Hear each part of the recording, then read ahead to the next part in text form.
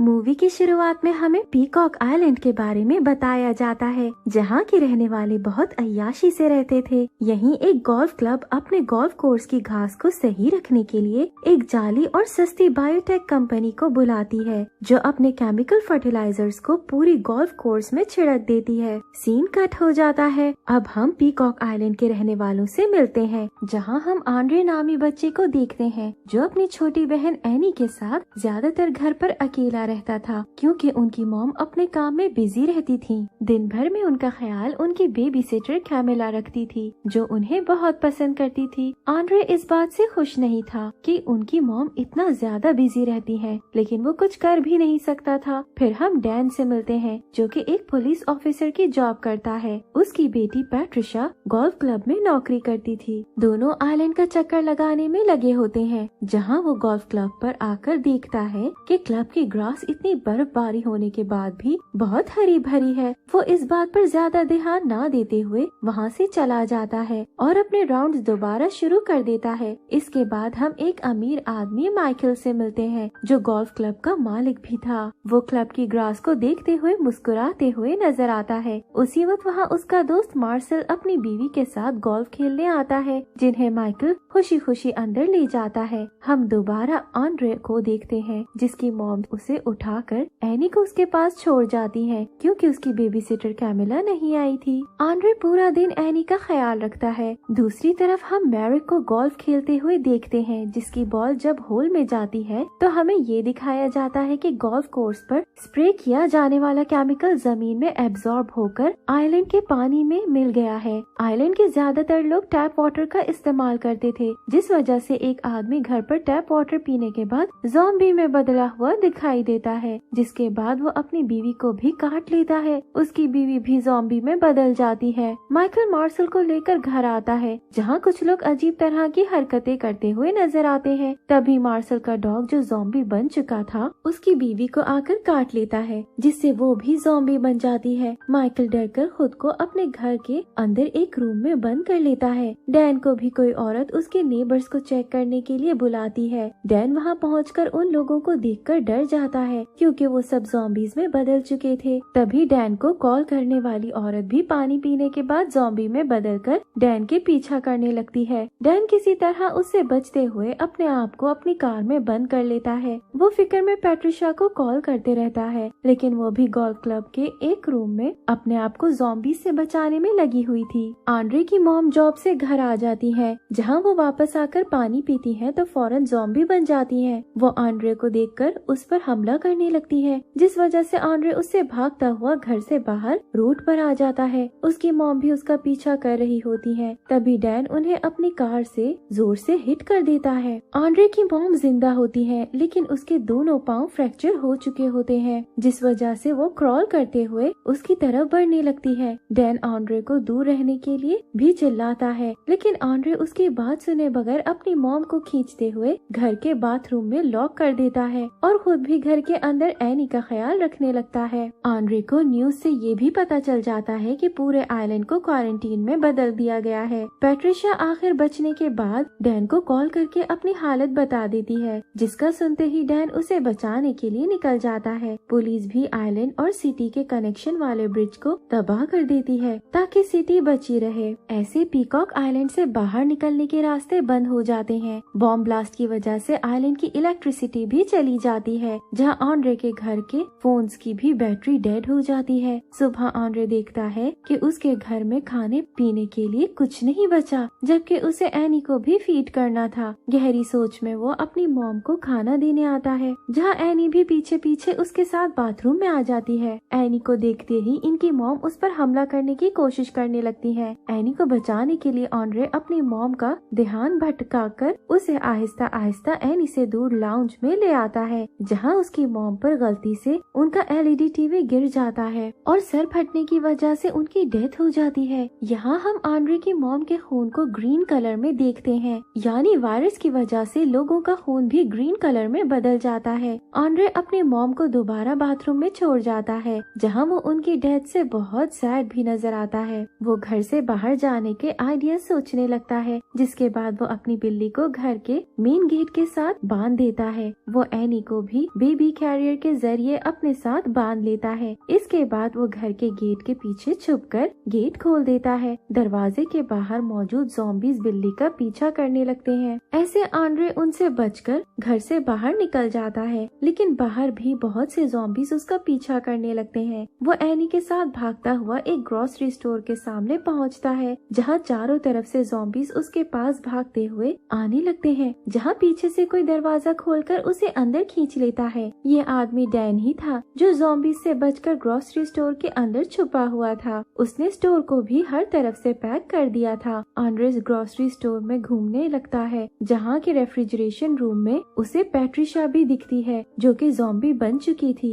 तभी डैन वहाँ आकर उसे बताता है कि वो उसकी बेटी है। यहाँ हमें डैन की बातों से ये भी पता चलता है कि उसे यकीन था कि वो कोई ना कोई क्योर ढूंढकर अपनी बेटी को ठीक कर लेगा। आंड्रे डैन से आइलैंड से बाहर जाने वाले रास्तों का पूछता है, जिस पर डैन उसे ब्रिज के टूटने की न्यूज देते हुए बताता है कि अब उनके पास सिटी पहुंचने का वाहिद तरीका समंदर के जरिए बोट में जाना है। सिटी में रहने वाले लोग और अथॉरिटीज आइलैंड के लोगों की मदद करने से इनकार कर देते हैं, इस डर से कि कहीं वो लोग भी इन्फेक्ट न हो जाएं। माइकल, जो अपने घर में छुपा हुआ था, बायोटेक कंपनी को कॉल करके उसे वहाँ से निकालने के लिए कहता है, जिस पर कंपनी उसे ये कहती है कि जल्द ही वो सब ठीक कर देंगे। आंड्रे डैन को आइडिया देता है कि पैट्रिशा को ठीक करने के लिए उन्हें किसी वैक्सीन की जरूरत पड़ेगी, इसलिए उन्हें इस बात का पता लगाना होगा कि वायरस असल में फैला कहाँ से है। डैन बहुत सोचने के बाद कहता है कि वायरस के फैलने का मेन पाथवे पानी हो सकता है, क्योंकि वो वाहिद चीज है जो सब पीते हैं। आंड्रे भी उसकी बात मान जाता है, क्योंकि वो ज्यादातर वक्त पानी नहीं पीता था, इसलिए अभी तक ठीक था। डैन पैट्रिशा के सर पर ग्रिल केज का कवर बना देता है ताकि वो उन्हें ना काट सके। जिसके बाद सुबह ये लोग बड़े ध्यान से डैन की गाड़ी में बैठकर वाटर कंपनी तक आने के लिए निकल जाते हैं। माइकल के पास कंपनी से दो औरतें आती हैं, जो उसे एंटीडोट वाली बॉल्स दिखाने लगती हैं। तभी एक औरत पीछे से माइकल को पकड़ लेती है और दूसरी वाली माइकल के मुंह में फर्टिलाइजर को डालते हुए उसे बेहोश कर देती है। दोनों माइकल को खींचकर कहीं ले जाने लगती हैं। यहाँ हम ये भी देखते हैं कि एक एंटीडोट वाली बॉल माइकल के हाथ से गिरकर वहीं उसके घर में रह गई है। वाटर प्लांट के अंदर जाते ही पैट्रिशा डैन के पास से भागकर वहाँ मौजूद वाटर टैंक में कूद जाती है। डैन उसे निकालने के लिए पानी में उतरता है, जहाँ पहले से एक और ज़ॉम्बी मौजूद होता है। वो पैट्रिशा को शील्ड की तरह इस्तेमाल करने लगता है, जिसकी वजह से ज़ॉम्बी उसे कुछ नहीं कहता, बल्कि आंड्रे को देखकर उसका पीछा करने लगता है। आंड्रे भागता हुआ बाहर गाड़ी में आकर अपने आप को लॉक कर लेता है। पीछे डैन पैट्रिशा को वाटर टैंक से निकालने के लिए उसके हाथ को खींचने लगता है। थोड़ी देर में पैट्रिशा का हाथ ही अलग हो जाता है, जिसे देखकर डैन हैरान रह जाता है। वो पैट्रिशा का टूटा हुआ हाथ और पैट्रिशा के साथ बाहर आकर गाड़ी में बैठ जाता है। यहाँ डैन पैट्रिशा की खराब हालत देखकर बहुत गुस्से में नजर आता है। तभी आंड्रे की नजर पैट्रिशा के टूटे हुए हाथ पर पड़ती है, जिस पर ग्रास ग्रो होने लगी थी। वो ये ग्रास डैन को भी दिखाता है, जो ग्रास देखते ही समझ जाता है कि इसका गोल्फ क्लब से कोई लेना देना है, क्योंकि आइलैंड पर वैसी ग्रास सिर्फ गोल्फ क्लब में पाई जाती है। गोल्फ क्लब में कंपनी की औरतें एंटीडोट बॉल्स की मदद से वहाँ की ग्रास में मौजूद सारा इन्फेक्शन खत्म कर देती है। जब डैन वहाँ पहुँचता है तो उसे गोल्फ क्लब लॉक मिलता है। वो किसी गेट से अंदर घुसकर क्लब का दरवाजा खोल लेता है। आंड्रे भी पैट्रिशा और एनी के साथ अंदर आ जाता है।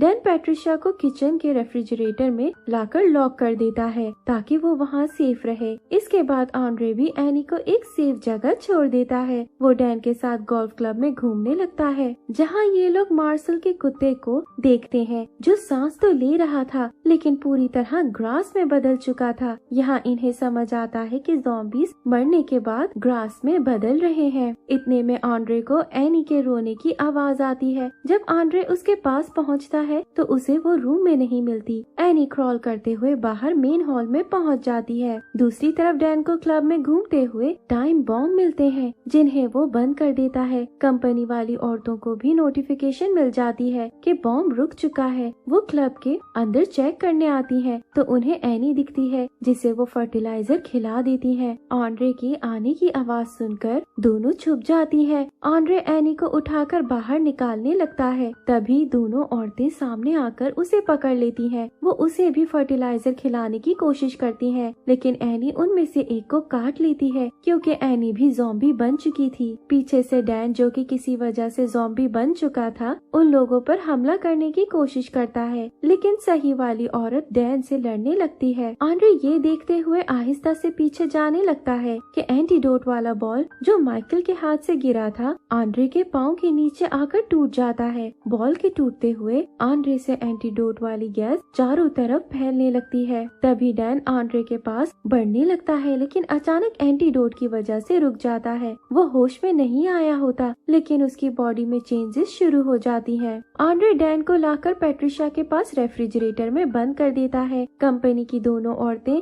इस डर से कि कहीं वो ज़ॉम्बी में ना बदल जाएं, एक दूसरे को शूट करके मर जाती हैं। आंड्रे डैन को छोड़ने के बाद उसका फोन भी उसके पास से ले लेता है। वो मार्सेल के कुत्ते की वीडियो इंटरनेट पर अपलोड कर देता है, जो जल्द पूरी सिटी में फेमस हो जाती है। सिटी में मौजूद एक रेडियो का होस्ट पैट्रिक, जिसकी बातें सब बहुत सुनते थे, आर्मी को वीडियो देखकर कहता है कि उन्हें आइलैंड पर मौजूद सब लोगों को मार देना चाहिए। ऐसे आर्मी के कुछ हेलीकॉप्टर आइलैंड पर आते हैं, जिनमें से बहुत सारे आर्मी वाले पूरे कवर्ड बाहर निकलते हैं। एनी आहिस्ता आहिस्ता बिल्कुल ठीक हो जाती है, जिसे जब आंड्रे लेकर बाहर मेन रोड पर पहुंचता है तो आर्मी वालों को देखकर खुश होने लगता है, क्योंकि उसे लग रहा था कि ये लोग उन्हें बचाने आए हैं। वो दूर से उन्हें आवाज लगाने की कोशिश करता है, लेकिन फिर वो देखता है कि कुछ ज़ॉम्बीज आर्मी वालों की तरह भागकर आ रहे हैं, जिन्हें वो लोग अपने पास मौजूद फायर गन्स की मदद से जला रहे हैं। आंड्रे समझ जाता है कि ये लोग उन्हें बचाने नहीं बल्कि खत्म करने आए हैं, जिसे देखते ही वो कहीं जाकर एनी के साथ छुप जाता है। आर्मी वाले गोल्फ क्लब में घुसते हैं, जहां उन्हें डैन पैट्रिशा के साथ मिलता है। डैन, जो बिल्कुल ठीक हो चुका था, उन्हें समझाने की कोशिश करता है कि कैसे वो बिल्कुल ठीक है, लेकिन आर्मी वाले उसकी कोई बात नहीं सुनते और पैट्रिशा के साथ उसे जिंदा जला देते हैं। आंड्रे की बेबी सिटर कैमिला, जो सिटी में रहती थी,